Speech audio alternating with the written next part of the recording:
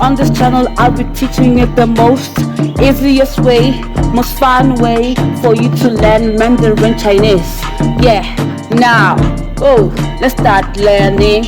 Buckle up. Hello everyone. Welcome to lesson 16 of Mandarin Chinese. Today, we are going to learn about the different types of soil. Topsoil is called 表层土表层土表层土 Chalk soil is called 石灰石石灰石石灰石 Silt soil is called 淤泥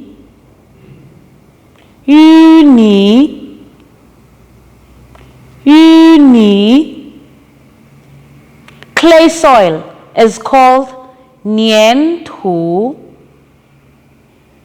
粘土粘土 Sand is called 沙土沙土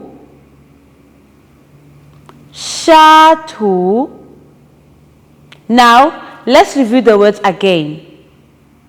表层土石灰石淤泥粘土沙土 This is the end of today's lesson.